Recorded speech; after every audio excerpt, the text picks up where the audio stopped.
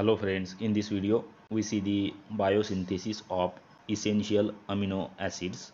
Among the essential amino acids, the aromatic amino acids that are phenylalanine, tyrosine and tryptophan form by shikimic acid pathway in which corismate occupies a key branch point.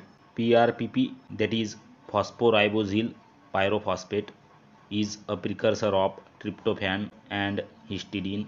The pathway to histidine is interconnected with the purine synthetic pathway. Tyrosine can also be formed by hydroxylation of phenylalanine. That's why it is considered conditionally essential.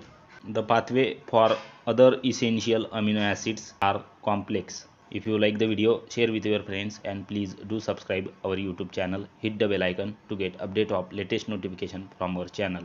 Thank you very much.